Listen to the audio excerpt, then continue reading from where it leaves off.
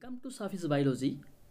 তো চলে এসেছি আজকে ক্লাস 12-এর আরও একটি অন্যতম চ্যাপ্টার নাম্বার 5, ইউনিট 2 এর চ্যাপ্টার নাম্বার 5-এর বংশগতি যে চ্যাপ্টার রয়েছে সেই চ্যাপ্টারের সম্পর্কে বেসিক কিছু কথা, বেসিক কিছু ইনফরমেশান আজকে আমরা আলোচনা করব।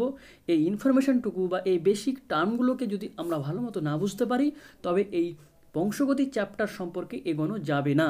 তবে আমাদের এই বংশগতির চ্যাপ্টারটাকে সম্পূর্ণভাবে ক্লিয়ারভাবে ভালো মতো করে বুঝতে গেলে আজকের ক্লাসটা তাদের জন্য খুবই জরুরি, খুবই ইম্পর্টেন্ট।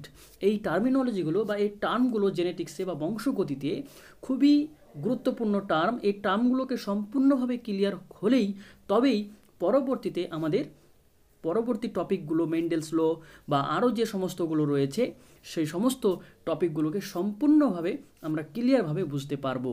তো চলে আসো আজকের অন্যতম ক্লাসে। আজকে যে ক্লাসটা নিয়ে এসেছি ক্লাস 12-এর ইউনিট 2 এর চ্যাপ্টার নাম্বার 5-এর জেনেটিক্স সম্পর্কে তাদের কিছু গুরুত্বপূর্ণ ভূমিকা, introduction of genetics and terminology of genetics, জেনেটিক্সের কিছু টার্ম এবং জেনেটিক্স সম্পর্কে তাদের ভূমিকা বা ইন্ট্রোডাকশান আজকের এই ক্লাসটাতে সম্পূর্ণভাবে আলোচনা করব। তো সবাই এদিক ওদিক মনোযোগ না দিয়ে সমস্ত স্টুডেন্টদেরকে বলছি বা যারা আমার এই ক্লাসটা করছো তাদেরকে উদ্দেশ্য করে বলছি, তারা প্রত্যেকেই নিজের নিজের পজিশন নিয়ে, হেডফোন নিয়ে, সুন্দরভাবে খাতা কলম নিয়ে তোমরা বসে যাও এবং মনোযোগ আমার ক্লাসে দিয়ে দাও। তবে আশা করছি তাহলে তোমরা প্রত্যেকেই এই ক্লাসটা সুন্দরভাবে, সুষ্ঠুভাবে বুঝতে পারবে এবং তাতে তোমাদের কিছু উপকার হবে। তো চলে যাই আজকের আলোচনায়।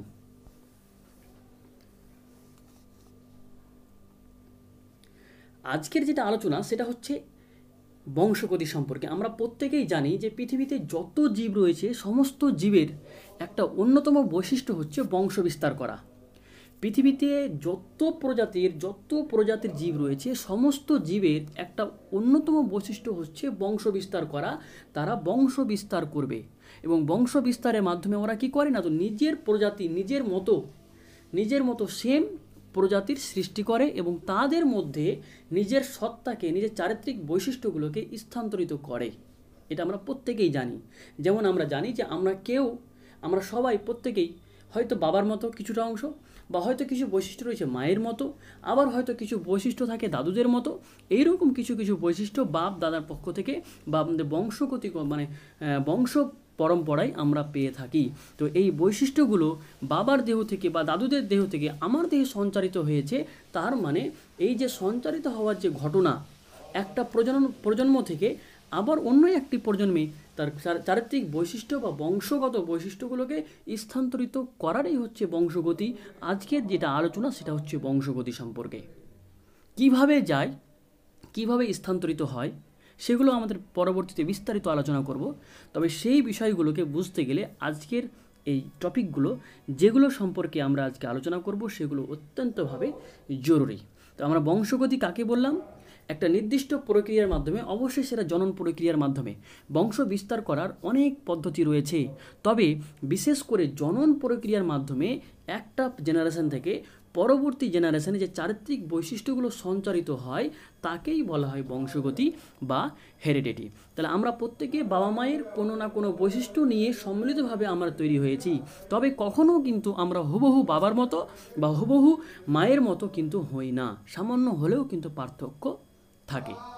এবার দেখতে হবে পার্থক্যটা এমনভাবে থাকে, হয়তো পার্থক্যটা থাকলেও হয়তো দেখবে যে আমাদের হয়তো কোনো নাক হয়তো দেখা যাচ্ছে আমার বাবার মতো আমার নাক হয়েছে, আবার হয়তো দেখা যাবে আমার চোখ দুটো হয়তো আমার মায়ের মতো হয়েছে, বা হতে পারে এটাই হতে পারে যে আমাদের দেহের যে বর্ণ বা দেহের যে রং, হয়তো কেউ ফর্সা হয়তো মায়ের মতো, আবার হয়তো হচ্ছে কেউ কালো অপেক্ষাকৃত কালো, তো তারা হয়তো বাবার মতো হয়েছে। এই রকম কিছু বৈশিষ্ট্য, চারিত্রিক বৈশিষ্ট্য বাবা মায়ের দেহ থেকে সন্তান সন্ততিতে কি হয়, স্থানান্তরিত হয়। বিশেষ করে এই প্রক্রিয়াটাই হচ্ছে জনন। তবে এমনভাবে স্থানান্তরিত হয় কিন্তু হুবহু কেউ কখনোই একই রকম হয় না। এমন কিছু কিছু জিনিস রয়েছে, যেমন আমরা প্রত্যেকেই জানি যমজের ক্ষেত্রে, সমযমজের ক্ষেত্রে আইডেন্টিক্যাল যে টুইন্স রয়েছে, সে আইডেন্টিক্যাল টুইন্সের ক্ষেত্রেও কিন্তু হুবহু একই রকম থাকে না। অনেকটাই একই রকম হলেও কিন্তু সামান্য কিছু পার্থক্য দ্বারা আমরা আইডেন্টিক্যাল টুইন্সকে আলাদাভাবে চিনতে পারি। তো আলাদাভাবে চেনার এই যে কিছু কিছু বৈশিষ্ট্য, কিছু বৈশিষ্ট্য পার্থক্য রয়েছে বলে আমরা আলাদাভাবে চিনতে পারছি। তবে এই বংশগতিতে এই প্রতিটি জীব আবার প্রতিটি জীব থেকে আলাদা আলাদা থাকে। যেমন জিনগতভাবে বা পরিবেশগত কারণে একই প্রজাতিভুক্ত জীবদের চারিত্রিক বৈশিষ্ট্যের মধ্যে কিন্তু পার্থক্য লক্ষ্য করা যায়। পৃথিবীতে যত প্রজাতি রয়েছে সমস্ত প্রজাতির কখনো কোনো দুটো জীব, একই প্রজাতির দুটো জীব কখনো সেম টু সেম একই রকম হয় না। হয়তো জিনগত কারণে বা হয়তো পরিবেশগত কারণে সামান্য পার্থক্য থাকে। এই পার্থক্যটাই হচ্ছে ভ্যারিয়েশন বা প্রকরণ। তাহলে আমাদের মনে রাখতে হবে যে হেরিডিটি কি বা বংশগতি কি। বংশ পরম্পরায় চারিত্রিক বৈশিষ্ট্যগুলো একটা জেনারেশন থেকে পরবর্তী জেনারেশনে যাওয়াটাই হচ্ছে বা সঞ্চারিত হওয়াটাই হচ্ছে বংশগতি বা হেরিডিটি। আর বংশগতিতে এই সঞ্চারিত হওয়ার সময় সামান্য সামান্য কিছু পার্থক্য লক্ষ্য করা যায়। এই পার্থক্যটাই হচ্ছে প্রকরণ বা ভ্যারিয়েশন। এখন দেখতে হবে যে ভ্যারিয়েশনটা কত রকমের। ভ্যারিয়েশনটা হচ্ছে দুই প্রকারের। একটা হচ্ছে হেরিডিটারি ভ্যারিয়েশন বা জিনগত প্রকরণ, আর 2 নম্বর হচ্ছে এনভায়রনমেন্টাল ভ্যারিয়েশন বা পরিবেশগত প্রকরণ। হেরিডিটারি ভ্যারিয়েশন বা জিনগত প্রকরণ মানে এখানে জিনের তারতম্যের জন্য, জিনের গঠনের জন্য বা জিনের কারণে এই ভ্যারিয়েশনটা বা এই পার্থক্যটা লক্ষ্য করা যায়, যা বংশগতভাবে হয়ে থাকে, যা বাবা মার কাছ থেকে সরাসরি আমরা পেয়ে থাকি। যেমন আমরা প্রত্যেকেই জানি যে কারোর ক্ষেত্রে কানটা দেখবে, যে ছবিতে তোমরা দেখতে পাচ্ছ এই যে কানের ক্ষেত্রে কারো দেখো কানের যে নিচের যে লতিটুকু রয়েছে ইয়ারলোব, এই ইয়ারলোবটা দেখো এই গালের সঙ্গে তার মানে হেডের সঙ্গে কি থাকে, যুক্ত থাকে। কারো কারো ক্ষেত্রে এর ক্ষেত্রে যেমন যুক্ত রয়েছে, আবার এর ক্ষেত্রে দেখো মুক্ত অবস্থায় রয়েছে। তবে এই যে কারণ, এটা যুক্ত এবং এটা মুক্ত, এটা হচ্ছে মুক্তলতি আর এটা হচ্ছে যুক্তলতি। এটা মুক্তলতি এবং যুক্তলতি যে কানের, এই বৈশিষ্ট্যটা হচ্ছে জিনগত কারণে। কারণ বাবা মায়ের হয়তো দুটো সন্তান রয়েছে বাবা মায়ের, হয়তো দেখা যাচ্ছে কারো ক্ষেত্রে এইরকম অ্যাটাচ থাকে কানের লতিটা, আবার দেখা যাচ্ছে কারো ক্ষেত্রে মুক্ত থাকে। তাহলে এটা পার্থক্যটা হলো কেন? তার কারণটা হচ্ছে তার জিনগত কারণে। হয়তো বাবার জিনেই হয়তো রয়েছে যে হয়তো যুক্তলতি, ওই জন্য সেক্ষেত্রে সে যুক্ত হয়েছে। আবার দেখা যাচ্ছে হয়তো মায়ের ক্ষেত্রে সেটা মুক্ত লতি রয়েছে, ওই জন্য হয়তো দেখা যাচ্ছে কারো কারো ক্ষেত্রে লতিটা মুক্ত হয়েছে। তবে এটা সম্পূর্ণভাবে জিনের ওপর ডিপেন্ড করে। যেমন কানের মুক্তলতি যে মুক্ত অবস্থা থাকে, এখানে একজোড়া প্রকট জিন কাজ করে। এই জিনটা বহিঃপ্রকাশ ঘটলে তবে কানের এই লতিটা মুক্ত অবস্থায় থাকবে। আবার যদি কানের যুক্ত লতি থাকে তাহলে দেখবে যে একজোড়া মিউটেশন প্রচ্ছন্ন জিন রয়েছে, মিউটেশন হয়েছে, হঠাৎ করে আকস্মিক পরিবর্তন হয়েছে। এই আকস্মিক মিউটেশন হচ্ছে হঠাৎ করে জিনের আকস্মিক পরিবর্তন। এই আকস্মিক পরিবর্তনের কারণে অনেক ক্ষেত্রে জিনের মিউটেশনের ফলে এক ধরনের প্রচ্ছন্ন জিন রয়েছে, সেই প্রচ্ছন্ন জিনের জন্য এইরকম কানের লতিটা যুক্ত থাকে। আবার শুধু এটাই নয়, আরও অনেক উদাহরণ আমরা দেওয়া যায়, পরিবেশে অনেক রকম উদাহরণ রয়েছে। তবে আমাদের সম্পূর্ণ উদাহরণ দিতে গেলে আমাদের ক্লাসটা অনেক লম্বা হয়ে যাবে এবং আমাদের অনেক বিস্তারিত আলোচনা করতে হবে, সেটা পরবর্তীতে আলোচনা করব সম্ভব হলে। তবে কিছু কিছু পার্থক্য বা কিছু কিছু উদাহরণ দিয়ে আমরা আজকে বোঝানোর চেষ্টা করছি। তারপরে দেখো শুধু এটাই নয়, আরও জিনগত কারণে কিছু ভ্যারিয়েশন হয়, কিছু পার্থক্য হয়। যেমন ধরো কারো কারো ক্ষেত্রে, জীবের ক্ষেত্রে কেউ জীব উল্টাতে পারে, যেমন এই যখন রোলার গোল করতে পারে, রাউন্ড করতে পারে, সামনের দিকে বলো পিছনের দিকে বলো, বিভিন্ন কায়দায় বিভিন্ন মানে ভাবে জীবটাকে রোল করার ক্ষমতা কোনো কোনো ছেলে বা কোনো কোনো মেয়ে এক কথায় সন্তানটিরা রাখে। এবং আবার অনেকেই কী করে, নর্মালি জীবটাকে এইরকমভাবে রোল করতে পারে না, নর্মাল থাকে। তাহলে এটা হচ্ছে নর্মাল টাং মানে নর্মাল জীব, আর এটা হচ্ছে স্বাভাবিক জীব, এটা হচ্ছে রোলার জীব মানে রাউন্ড হতে পারছে, রাউন্ড করতে পারছে। তাহলে এটা কেন হচ্ছে? এটাও একটা জিনগত কারণে হয়ে থাকে। যেমন নর্মাল যে জীবটা সেটা এক ধরনের রিসেসিভ জিন দ্বারা এটা বহিঃপ্রকাশ ঘটে। যদি এই রিসেসিভ জিনটার বহিঃপ্রকাশ ঘটে তাহলে জীবটা সে স্বাভাবিক জীব হবে। আবার যদি কেউ ডোমিনেন্ট জিন দ্বারা বহিঃপ্রকাশ ঘটে তাহলে বোঝা যাবে যে এই ক্ষেত্রে তার জীবটা সে উল্টাতে পারবে, রাউন্ড করতে পারবে। তাহলে এগুলো কিসের কারণে হয় না? তো এগুলো সমস্ত জিনগত কারণে হয়ে থাকে। তাহলে এটাও এক ধরনের প্রকরণ, কিন্তু এটা প্রকরণটা কেমন? এটা হচ্ছে জিনগত প্রকরণ। আরও এক ধরনের প্রকরণ রয়েছে, যেটা হচ্ছে পরিবেশগত প্রকরণ। তাহলে পরিবেশগত প্রকরণটা কেমন না? তো এই ধরনের প্রকরণ বা এই ধরনের ভ্যারিয়েশনটা, এই যে পার্থক্যটা পরিবেশগত কারণে হয়ে থাকে। কেমন পরিবেশগত কারণ হয়ে থাকে? যেমন তোমরা দেখেছো যে আইডেন্টিক্যাল টুইন্সের ক্ষেত্রে, আইডেন্টিক্যাল টুইন্স, এই দেখো ছবিটা দেখতে পাচ্ছ, এটা হচ্ছে আইডেন্টিক্যাল টুইন্স, একদম হুবহু একই রকম। কীরকম? একদম হুবহু একই রকম। দুটো মেয়ে বা দুটো সন্তান, হয়তো দুটো ছেলে সন্তান হতে পারে বা দুটো মেয়ে সন্তান হতে পারে, সম্পূর্ণ একই রকমভাবে হয়েছে, সম্পূর্ণ দেখতে পার্থক্য করা যায় না, সামান্য হয়তো কোনো পার্থক্য রয়েছে। সেক্ষেত্রে দেখবো যে কেন সামান্য পার্থক্য হলো। বা ফ্র্যাটার্নাল টুইন্স বা বিষম প্রকৃতির যে টুইন্স, এটা সমযমজ, এটা হচ্ছে বিষম যমজ। হ্যাঁ, এটা হচ্ছে সমযমজ আইডেন্টিক্যাল টুইন্স, এটা হচ্ছে বিষম যমজ। তাহলে এক্ষেত্রেও দেখো এটা ছেলে একটা মেয়ে হয়েছে কিন্তু এটা যমজ, কিন্তু এদের মধ্যে পার্থক্য রয়েছে। তো এটা পার্থক্যটা কেন হলো? একই বাবা একই মা, মায়ের মানে বাবার স্পার্ম এবং মায়ের যে ওভাম রয়েছে, বাবার স্পার্মে যা মেটেরিয়াল ছিল, মায়ের ওভামে যা মেটেরিয়াল ছিল একই রকম মেটেরিয়াল ছিল, কিন্তু সেই একই রকম মেটেরিয়াল হওয়ার পরেও দেখা যাচ্ছে যে দুটো যমজ সন্তান সামান্য পার্থক্য থেকে যাচ্ছে, তাদেরকে পার্থক্য লক্ষ্য করা যাচ্ছে। তাহলে কেন হচ্ছে? একই রকম জেনেটিক মেটেরিয়াল, দুজনের ক্ষেত্রে একই রকম জেনেটিক মেটেরিয়াল, যে টুইন্সগুলো হয়েছে তাদের ক্ষেত্রে একই রকম জেনেটিক মেটেরিয়াল, একই মা একই বাবা, দুজনেরই বাবার স্পাম এবং মায়ের স্পামে যে জেনেটিক মেটেরিয়ালটা মানে মায়ের যে ওভামে যে জেনেটিক মেটেরিয়ালটা রয়েছে সম্পূর্ণটা একই। তাহলে পার্থক্য কেন হলো? না, তো এখানে পার্থক্য হয়েছে পরিবেশগত কারণে। তাহলে এরকম যদি পরিবেশগত কারণে যদি কোনো রকম সন্তান সন্ততির মধ্যে পার্থক্য লক্ষ্য করা যায়, তাহলে সেটা হচ্ছে এনভায়রনমেন্টাল ভ্যারিয়েশন। বোঝা গেল? তারপরে চলে যাই আমরা জেনেটিক্স কি। জেনেটিক্স সম্পর্কে আমাদের জানতে হবে যে জীববিজ্ঞানের একটা শাখা রয়েছে, আমাদের অনেক জীববিজ্ঞানের অনেক ব্রাঞ্চ রয়েছে, সমস্ত ব্রাঞ্চকে আলাদা আলাদা নাম রয়েছে। যেমন ধরো এমব্রায়োলজি, এন্ডোক্রাইনোলজি, তারপরে সাইটোলজি, প্যারাসাইটোলজি, অনেক কিছু রয়েছে। তারপরে সেল বায়োলজি, তারপরে জেনেটিক্স, অনেক কিছু রয়েছে, এপিকালচার, সেরিকালচার, অনেক ধরনের সায়েন্টিফিক ব্রাঞ্চ রয়েছে। তার মধ্যে অন্যতম একটি ব্রাঞ্চ হচ্ছে এই জেনেটিক্স। এই জেনেটিক্সে কী বলা হয়? শুধুমাত্র বংশগতি এবং ভ্যারিয়েশন, এই যে হেরিডিটি, কীভাবে একটা প্রজন্ম থেকে পরবর্তী প্রজন্মে চারিত্রিক বৈশিষ্ট্য সঞ্চারিত হচ্ছে এবং যে অপত্যগুলো তৈরি হচ্ছে বা যে সন্তান সন্ততিগুলো তৈরি হচ্ছে তাদের মধ্যে যে চারিত্রিক বৈশিষ্ট্য যে পার্থক্য দেখা যাচ্ছে সেটা কিভাবে, এই সম্পর্কে এক কথায় বংশগতি এবং প্রকরণ সম্পর্কে জীববিজ্ঞানের যে শাখায় বিস্তারিত আলোচনা করা হয় বা বিস্তারিত অধ্যয়নকেই বলা হয় বংশগতি বিদ্যা বা ইংলিশে বলা হয় জেনেটিক্স। বংশগতিবিদ্যা বা জেনেটিক্স। এই জেনেটিক্সের জনক বলা হয় গ্রেগর জোহান মেন্ডেলকে, কারণ মেন্ডেলই সর্বপ্রথম এই জেনেটিক্স বা বংশগতি সম্পর্কে অনেক রকম তত্ত্ব প্রকাশ করেছিলেন এবং যে তত্ত্বগুলোকে কেন্দ্র করে এই বংশগতিবিদ্যায় একটা বিরাট ভূমিকা রয়েছে, এক বিরাট বিস্তারিত আলোচনা, বা সেখান থেকে পরবর্তীতে এই জেনারেশন টু জেনারেশনে কীভাবে চারিত্রিক বৈশিষ্ট্যগুলো স্থানান্তরিত হচ্ছে সেখান থেকে ইনফরমেশন পাওয়া যায় বলে এই গ্রেগর জোহান মেন্ডেলকে ফাদার অফ জেনেটিক্স বলা হয়ে থাকে। আজকে আরও আমরা কিছু জানবো যে গ্রেগর জোহান মেন্ডেল সম্পর্কে আরও আমরা কিছু বিস্তারিত, কিভাবে তিনি বড় হলেন, তার জীবন স্টাইল, তার লাইফস্টাইল, তিনি কিভাবে বড় হয়েছেন, কোথায় কিভাবে পড়াশোনা করেছেন এবং তিনি কিভাবে এই বংশগতি বিদ্যার জনক হলেন, সেই সম্পর্কে আমরা কিছু ইনফরমেশান দেওয়ার চেষ্টা করেছি। তোমরা প্রত্যেকেই এইটুকু মনে রাখবে, অবশ্যই মনে রাখতে হবে। তোমাদের এই বিভিন্ন রকম সহযোগিতা এখান থেকে তোমাদের হবে। কীরকম হবে?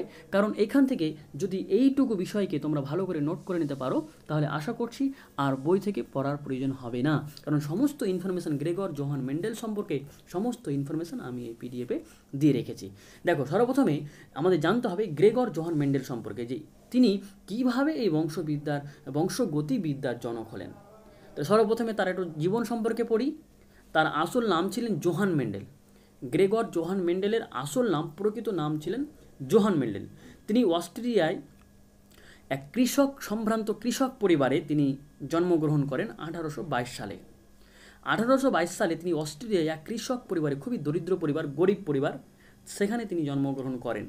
তিনি দারিদ্রতার কারণে, তাদের আর্থিক অবস্থা এতটাই শোচনীয় ছিল যে তার দারিদ্রতার কারণে তিনি মাঝে মধ্যেই পড়াশোনা অফ করে দিতে হয়েছিল। পড়াশোনা থেকে তিনি পড়াশোনা ছেড়ে দিয়েছিলেন এক কথায়। তারপরে 1843 সালে তিনি ব্রুনোয় এক অস্ট্রিয়ান চার্চ, গির্জা বা চার্চ আমরা যেটাকে বলি, সেই চার্চে তিনি 1843 সালে অস্ট্রিয়ার যে ব্রুনো একটা শহর রয়েছে সেখানে অস্ট্রেলিয়ান একটা চার্চে তিনি ধর্মযাজক হিসাবে যোগদান করেন। তখনই তিনি গ্রেগর নামটা উপাধি পান, গ্রেগর, এবং তখন তার সম্পূর্ণ নাম হয় গ্রেগর জোহান মেন্ডেল। তাহলে ওর আসল নাম ছিল জোহান মেন্ডেল। যখন তিনি অস্ট্রিয়ান চার্চে ধর্মযাজক হিসাবে তিনি যোগদান করলেন তখন তার একটা উপাধি পেলেন, সেটার নাম হচ্ছে গ্রেগর। তার নাম হয়ে গেল কেমন? নাম হয়ে গেল গ্রেগর জোহান মেন্ডেল। পরবর্তীতে সেখান থেকে 1851 সালে ভিয়েনা বিশ্ববিদ্যালয়ে তিনি 2 বছরের জন্য পড়াশোনা করতে চলে গেলেন। ভিয়েনা বিশ্ববিদ্যালয়ে 1851 সালে তিনি 2 বছরের জন্য পড়াশোনা করতে গেলেন একটা ন্যাচারাল হিস্ট্রি এবং ম্যাথামেটিক্সের ওপর। তিনি 1851 সালে ন্যাচারাল হিস্ট্রি এবং ম্যাথামেটিক্স নিয়ে 2 বছর পড়াশোনা করলেন। পড়াশোনা করার পর তিনি আবার সেই ব্রুনোয় ফিরে এলেন। ব্রুনোয় ফিরে এসে মোটামুটি তিনি 11 বছর মানে 9 থেকে 10 বছর 1856 সাল থেকে 1865 সাল পর্যন্ত তিনি শিক্ষকতা করলেন। ন্যাচারাল হিস্ট্রি এবং ম্যাথামেটিক্স নিয়ে তিনি পড়াশোনা করেছিলেন। এই দুটো বিষয়ের ওপর ভিত্তি করেই তিনি শিক্ষকতা করেছিলেন 1856 সাল থেকে 1865 পর্যন্ত। এবং তিনি এই সময় শুধুমাত্র শিক্ষকতাই করেননি, তিনি মটর গাছ নিয়ে সম্পূর্ণ এক্সপেরিমেন্টের সহিত যুক্ত ছিলেন। এবং তিনি 1865 খ্রিস্টাব্দে তার এক্সপেরিমেন্ট, তার যে ফল, এক্সপেরিমেন্টাল যে ফল, সেটা হচ্ছে ট্রান্সলেশন অফ ক্যারেক্টার, কীভাবে চরিত্রিক বৈশিষ্ট্যগুলো স্থানান্তরিত হচ্ছে in the natural history of society in Bruno. ব্রুনোয় একটা সোসাইটিতে ট্রান্সলেশন অফ ক্যারেক্টার চরিত্রের কীভাবে মানে সঞ্চারিত হচ্ছে বা স্থানান্তরিত হচ্ছে তার উপর একটি তিনি ফল প্রকাশ করলেন 1865 খ্রিস্টাব্দে। কিন্তু সেটা কার্যকরী হলো না, কেউ তার ফলাফলটাকে কেউ বুঝতে পারলো না। অবশেষে তিনি 1884 সালে সম্পূর্ণ অখ্যাত অবস্থায়, সম্পূর্ণভাবে তিনি কোনোরকমভাবে ফেমাস হলেন না, তিনি সম্পূর্ণভাবে যেমনটা ছিল স্বাভাবিক জীবনযাপন যেমনটা অতিবাহিত করেছিলেন সম্পূর্ণটাই অখ্যাত হিসাবে তিনি 1884 সালে তিনি সম্পূর্ণভাবে মারা গেলেন। মানে সম্পূর্ণভাবে অখ্যাত অবস্থায় তিনি মারা গেলেন। তারপরে তার মারা যাওয়ার মোটামুটি 16 বছর পর, প্রায় 1900 সালে মেন্ডেল তার পরীক্ষালব্ধ ফল নিয়ে পুনরায় মেন্ডেলের যে পরীক্ষালব্ধ ফল, তিনি মারা গেছেন। মারা যাওয়ার পরে তিনি যে ফলাফলগুলো লিপিবদ্ধ করে গেছিলেন, সেই ফলাফলগুলো নিয়ে তিনজন বিজ্ঞানী 3 জায়গায় পৃথকভাবে, এই যে 3জন বিজ্ঞানী, একজন নাম হচ্ছে ভ্রিস, কোরেন্স আর হচ্ছে টেসমার্ক। ভ্রিস, কোরেন্স আর টেসমার্ক 3জন বিজ্ঞানী সম্পূর্ণভাবে তারা পৃথকভাবে মেন্ডেলে যে দেওয়া তত্ত্ব বা যে ফলাফল সেগুলো নিয়ে পুনরায় কী করলেন, আবার পুনরায় এক্সপেরিমেন্ট শুরু করলেন, গবেষণা করতে শুরু করলেন। ভ্রিস ছিলেন হল্যান্ডের, যিনি ছিলেন হল্যান্ডের, কোরেন্স ছিল জার্মানির এবং টেসমার্ক ছিল অস্ট্রিয়ার। এই 3জন বিজ্ঞানী পৃথকভাবে 3 জায়গায় 3 দেশে তিনি আলাদাভাবে মেন্ডেলের যে পরীক্ষালব্ধ ফলাফল সেটা নিয়ে আবার অ্যানালাইসিস করতে শুরু করলেন, আবার এক্সপেরিমেন্ট করতে শুরু করলেন। এবং তিনি পরবর্তীতে কী করলেন, তারা মেন্ডেলের যে দেওয়া যে গবেষণায় সহমত পোষণ করলেন, যে মেন্ডেল যে তত্ত্বগুলো বা যে ইনফরমেশনগুলো, যে ফলাফলগুলো দিয়ে গেছিলেন সম্পূর্ণ সেটা কার্যকরী, এবং তার ফলাফলের সাথে তারা সহমত পোষণ করলেন এবং নতুন বিজ্ঞানের এক সূচনা করলেন, যেটার নাম হয়ে গেল বংশগতিবিদ্যা, যেটাকে বলা হয় জেনেটিক্স, বংশগতিবিদ্যা। এবং এই যেহেতু বংশগতিবিদ্যার সূচনা হলেন সম্পূর্ণভাবে মেন্ডেলের তত্ত্বের উপর ভিত্তি করে, মেন্ডেলের দেওয়া ফলাফলের উপর ভিত্তি করে, তখন তিনারা মেন্ডেলকে বংশগতিবিদ্যার জনক বলে ঘোষিত করলেন, যে ফাদার অফ জেনেটিক্স হচ্ছে গ্রেগর জোহান মেন্ডেল। এই হচ্ছে গ্রেগর জোহান মেন্ডেল সম্পর্কে মোটামুটি কিছু তত্ত্ব। কিভাবে তিনি বিখ্যাত হলেন, কিভাবে তিনি সম্পূর্ণ অখ্যাত অবস্থায় মারা গেলেন, কিভাবে তিনি তার পড়াশোনা করেছিলেন, কোথায় কিভাবে পড়াশোনা করলেন, মেন্ডেলের এক্সপেরিমেন্টটা নিয়ে কি ঘটনা ঘটেছিল, মোটামুটি একটু আমি অল্প করে খুবই সামান্যভাবে খুব ভাইটাল ইনফরমেশন তোমাদেরকে দেওয়ার চেষ্টা করলাম। এরপরে চলে যাব আমরা যে টার্মিনোলজি ইন জেনেটিক্স। এই জেনেটিক্সটাকে বুঝতে গেলে, এই বংশগতিবিদ্যাটাকে বুঝতে গেলে আমাদের কিছু টার্ম, কিছু শব্দ আমাদের অনেক নতুন মনে হবে। তো যে শব্দগুলো আমাদের অতি প্রয়োজন, যেগুলোকে আমাদের অবশ্যই সম্পূর্ণভাবে ক্লিয়ারভাবে জানতে হবে, সেই টার্মগুলো সম্পর্কে আজকে আলোচনা করব। তো দেখো, প্রথমে রয়েছে হোমোলোগাস ক্রোমোজোম বা সমসংস্থ ক্রোমোজোম। আমরা প্রত্যেকেই জানি যে হোমোলোগাস বা সমসংস্থ ক্রোমোজোম কি। আমরা ক্লাস 10-এ পড়ে এসেছি, কোষ বিভাজন চ্যাপ্টারটাতে আমরা ক্লাস 10-এ পড়েছি সমসংস্থ ক্রোমোজোম কি, অসমসংস্থ ক্রোমোজোম কি, জিন কি, এগুলো সম্পর্কে ক্লাস 10-এ সেল ক্রোমোজোমের গঠন যে চ্যাপ্টারটা বা সেল ডিভিশন যে চ্যাপ্টারটা রয়েছে সেই চ্যাপ্টারে আমরা বিস্তারিত জেনে এসেছি। তবে এখানে আমরা অল্প করে সেই বিষয়গুলিকে আবার রিপিট করার চেষ্টা করব। তাহলে সমসংস্থ ক্রোমোজোম কি, আমরা প্রত্যেকেই জানি যে মানব দেহে প্রতিটা কোষে 23 জোড়া করে 46টি করে ক্রোমোজোম থাকে এবং প্রতিটি ক্রোমোজোম জোড়ায় অবস্থান করে। 46টি ক্রোমোজোম জোড়ায় অবস্থান করে এবং সেটা হচ্ছে 23 জোড়া। তো 23 জোড়ার প্রতিটি জোড়ার একটা আসে মায়ের দেহ থেকে এবং একটা আসে বাবার দেহ থেকে। তাহলে একটা আসলো বাবার দেহ থেকে এবং একটা আসলো মায়ের দেহ থেকে, এবং সম্পূর্ণ একই রকম আকৃতি বিশিষ্ট, তাদের জিনের সজ্জারিতিটা একই রকম, সেন্ট্রোমিয়ারের অবস্থানটা একই রকম। এটা হচ্ছে সমসংস্থ ক্রোমোজোম। সাপোজ ধরো আমাদের দেহে কোষের মধ্যে 23 জোড়া ক্রোমোজোম রয়েছে। সাপোজ ধরো এটা হচ্ছে 1 নম্বর ক্রোমোজোম। একটা আমি অনুমান করে নিচ্ছি তোমাদের বোঝানোর স্বার্থে, যে এটা হচ্ছে কোনো একটা 1 নম্বর হোক বা 2 নম্বর হোক বা 3 নম্বর হোক, 23 জোড়ার মধ্যে কোনো একটা ক্রোমোজোম, শুধুমাত্র 23 জোড়া নম্বর ক্রোমোজোম ছাড়া 22 জোড়া যে অটোজোম রয়েছে সেই অটোজোমগুলোর কথা বলছি। তাহলে দেখা যাচ্ছে যে এটা একটা 1 জোড়া ক্রোমোজোম। দেখা গেল যে এইটা হচ্ছে বাবার দেহ থেকে এসছে আর এইটা হচ্ছে মায়ের দেহ থেকে আসে। যে কোনো প্রতিটি জোড়াতে একটা আসে বাবার কাছ থেকে এবং একটা আসে মায়ের কাছ থেকে। এই দেখো এই দুটো ক্রোমোজোমের সেন্ট্রোমিয়ারটা ঠিক মাঝামাঝিতে অবস্থান করছে, এবং এই ক্রোমোজোমের আকৃতি এবং এই ক্রোমোজোমের আকৃতি অনেকটা সম্পূর্ণভাবে একই রকম। তাহলে ক্রোমোজোমের আকৃতি, ক্রোমোজোমের গঠন, ক্রোমোজোমের সেন্ট্রোমিয়ারের অবস্থান এবং জিনের সজ্জারিতি সম্পূর্ণভাবে যখন একই রকম হবে, এবং যেখানে একটা পিতৃদেহ থেকে আসবে এবং একটা মাতৃদেহ থেকে আসবে, তখন সেই জোড়া ক্রোমোজোমগুলোকে বলা হচ্ছে, বা সেই ক্রোমোজোম দ্বয়কে বলা হয় সমসংস্থ ক্রোমোজোম বা হোমোলোগাস ক্রোমোজোম। বোঝা গেল? এবার সমসংস্থ ক্রোমোজোমটা আমরা বুঝতে পারলাম আশা করছি। এবার নন হোমোলোগাস ক্রোমোজোম বা অসমসংস্থ ক্রোমোজোম কি?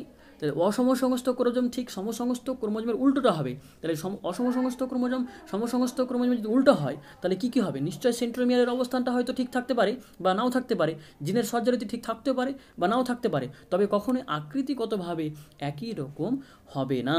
সম্পূর্ণভাবে সমসংস্থ ক্রোমোজোমের বিপরীত। যেমন এই যে দুটো ক্রোমোজোম, এটা একটা ক্রোমোজোম এবং 1 জোড়া ক্রোমোজোম, এটা 1 জোড়া ক্রোমোজোম, এই যে 2 জোড়া আমি ক্রোমোজোম নিয়ে দেখেছি। তাহলে এই জোড়া ক্রোমোজোমের ক্ষেত্রে দেখো একটা ক্রোমোজোম অপেক্ষাকৃত আকৃতিতে অনেক বড়, একটা ক্রোমোজোম অপেক্ষাকৃত আকৃতিতে অনেক ছোট। তাদের সেন্ট্রোমিয়ারের পজিশনটা দেখো অনেক জায়গায় সেম রয়েছে, মাঝামাঝিতে রয়েছে দুটোর ক্ষেত্রেই, কিন্তু এই যে জিন বা এই যে জিন, তার জিনের সজ্জারিতিটা একই রকম নয়, একই সোজাই নেই। তাহলে এই যে জিনের সজ্জারিতিটা যেহেতু একই রকম নয়, তার মানে এই ক্রোমোজোম দ্বয়কে আমরা বলতে পারি অসমসংস্থ ক্রোমোজোম বা নন হোমোলোগাস ক্রোমোজোম। বোঝা গেল? এবার চলে যায় জিন। জিন কি? আমরা প্রত্যেকেই জানি যে ক্রোমোজোমে, মানবদেহে যে ক্রোমোজোম থাকে সেই ক্রোমোজোমে কিছু পরিমাণ নিউক্লিক অ্যাসিড থাকে, ডিএনএ আরএনএ থাকে এবং হিস্টোন প্রোটিন থাকে। কিছু পরিমাণ হিস্টোন প্রোটিন, ক্ষারীয় প্রোটিন দ্বারা গঠিত এই ক্রোমোজোম, তাই তো? তো এই ক্রোমোজোমে যে ডিএনএ রয়েছে সেই ডিএনএর বেশ কিছু গঠনগত একক রয়েছে, যারা কি করে, যারা মেনলি প্রোটিন তৈরি করার সংকেতটাকে বহন করে। তাহলে ডিএনএর গঠনগত কিছু ইউনিট রয়েছে, কিছু একক রয়েছে, যারা কি করে না, তো জেনেটিক মেটেরিয়ালটাকে পিতামাতার দেহ থেকে বা মানে চারিত্রিক বৈশিষ্ট্যটাকে পিতামাতার দেহ থেকে সন্তান সন্ততির দেহে স্থানান্তরিত করে বা বহন করে নিয়ে যায় এবং প্রোটিন তৈরির সংকেত বহন করে। তাকে বলা হয় জিন। তাকে কি বলা হচ্ছে? জিন বলা হচ্ছে, যা ফ্যাক্টর বলা হয়, জিন বা ফ্যাক্টর। তাহলে এবার চলে যাই যে সাপোজ ধরো এটা সমসংস্থ ক্রোমোজোম, এটা একটা সমসংস্থ ক্রোমোজোম, এটা একটা ক্রোমোজোম, এটা একটা ক্রোমোজোম, এটা হচ্ছে সমসংস্থ ক্রোমোজোম মানে হোমোলোগাস ক্রোমোজোম।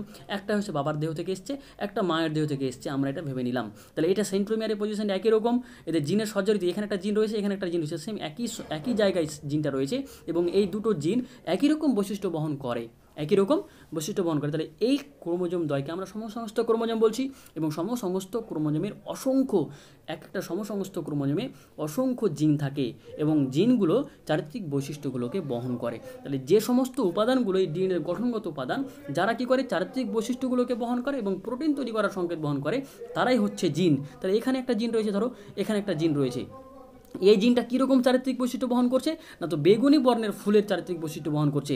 যদি এই জিনটা স্থানান্তরিত হয় এবং এই জিনটার বহিঃপ্রকাশ ঘটে, তাহলে যে ফুলটা আমরা দেখতে পাবো সেই ফুলটা হচ্ছে বেগুনি বর্ণের ফুল। এক্ষেত্রে যে জিনটা রয়েছে সেই জিনটা হচ্ছে সাদা বর্ণের ফুল। তাহলে দুটোই কিন্তু ফুলের বর্ণ নির্ধারণ করছে, তার মানে একই রকম কাজ করছে। তাহলে একই রকম কাজ করবে এরকম দুটো জিন সমসংস্থ ক্রোমোজোমে একই জায়গায় অবস্থান করবে। এটাও ফুলের বর্ণ বহন করছে, এটাও ফুলের বর্ণের চারিত্রিক বৈশিষ্ট্যকে বহন করছে, কিন্তু এদের মধ্যে কিছু পার্থক্য রয়েছে। যেমন এই জিনটা যে বহিঃপ্রকাশ ঘটাচ্ছে সেটা হচ্ছে বেগুনি বর্ণের ফুল, আর এই জিনটা যে বহিঃপ্রকাশ ঘটাচ্ছে সেটা হচ্ছে সাদা বর্ণের ফুল। তাহলে এই জিনগুলোর কাজ কি সেটা আমরা বুঝতে পারলাম। এই জিনগুলো যে জায়গায় অবস্থান করে, এই জিনগুলো সমসংস্থ ক্রোমোজোমে যে স্থানে জিনগুলো অবস্থান করছে তাকে বলা হয় অ্যালিল। তাকে কি বলা হয়? অ্যালিল বলা হচ্ছে। তাহলে এইখানে যে জিনটা রয়েছে, এখানে যে জিনটা রয়েছে, দুটো জিন, অ্যালিল বলছি, সেটাকে বলা হয় লোকাস। এখানে একটা জিন রয়েছে, এখানে একটা জিন রয়েছে। তাহলে এই জিনটা তো এই জায়গাটুকুতে রয়েছে, এই জিনটাও সেম একই রকম জায়গায় রয়েছে। তাহলে এই জায়গাটাকে এবং এই জায়গাটাকে, দুটো জায়গাকে বলা হয় লোকাস। কি বলা হয়? লোকাস। এখানে এই লোকাসে এক ধরনের জিন অবস্থান করছে, সেই জিনগুলো ফুলের বর্ণের বর্ণটাকে নির্ধারণ করছে, যে এই জিনগুলোর কাজ কি না, তো ফুলের বর্ণটা কেমন হবে, সাদা হবে না বেগুনি হবে, সেই বৈশিষ্ট্যটাকে বহন করছে। তাহলে এই জায়গায় জিনটা যে জায়গায় অবস্থান করে সেই জায়গাটাকে বলা হয় লোকাস।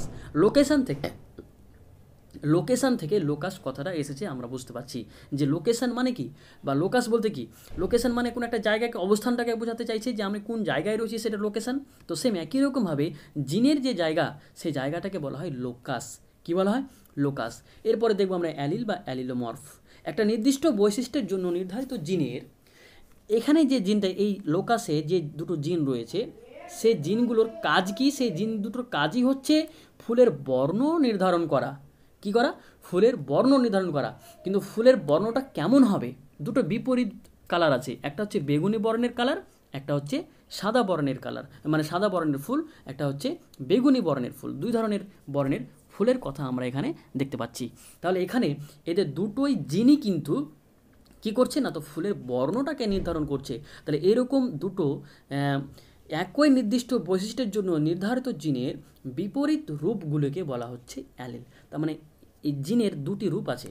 একটা রূপ কি করছে না, তো বেগুনি বর্ণের ফুলের জন্য দায়ী, আর একটা রূপ কী করছে, যে সাদা বর্ণের ফুলের জন্য দায়ী। তাহলে এটাও দুজনেই কিন্তু ফুলের বর্ণটাকে নির্ধারণ করছে। তাহলে এইরকম একটা নির্দিষ্ট বৈশিষ্ট্যকে বহন করবে, এইরকম জিনগুলোর দুটো ভিন্ন রূপকে বা দুটি বিপরীত ভিন্ন রূপকে বলা হচ্ছে অ্যালিল। তাহলে এখানে একটা অ্যালিল রয়েছে, এখানে একটা অ্যালিল রয়েছে, দুটো অ্যালিল হচ্ছে জিনের বিপরীত রূপ।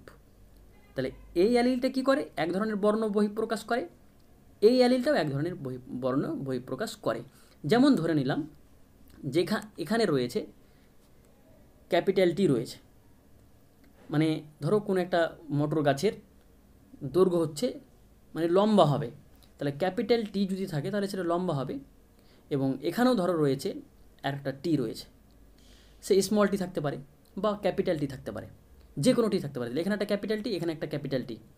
তাহলে এই ক্যাপিটাল টি এক ধরনের বৈশিষ্ট্য বহন করছে, লম্বা হচ্ছে, আর এই ক্যাপিটাল টিও লম্বা হচ্ছে। তাহলে দুটোই কিন্তু একই জিনের অন্তর্গত, দুজনেই কি করছে না, তো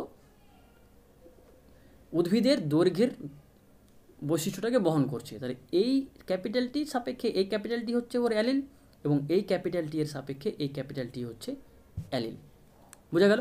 সাপোজ ধরে নাও এখানে রয়েছে ক্যাপিটাল টি এবং এখানে রয়েছে স্মল টি।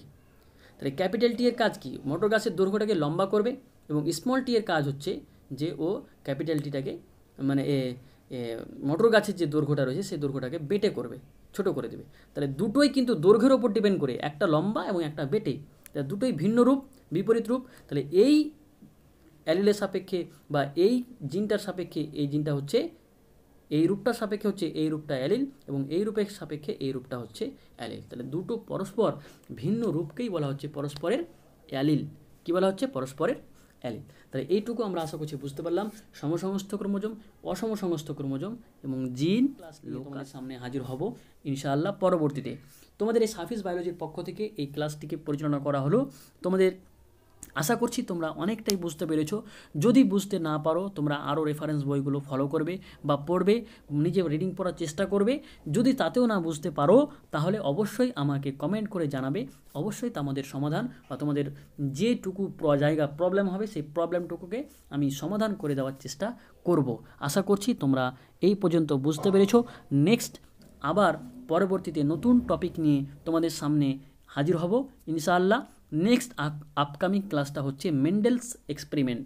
মেন্ডেলের পরীক্ষাগুলো কীভাবে হয়েছে, কেন মটর গাছকে সিলেক্ট করেছে সেই মটর গাছ সম্পর্কে, এবং মেন্ডেলস ল, মেন্ডেলসের সূত্র, বংশগতিতে মেন্ডেলসের সূত্র, এই দুটো টপিক নিয়ে আবার সামনের ক্লাসে হাজির হব।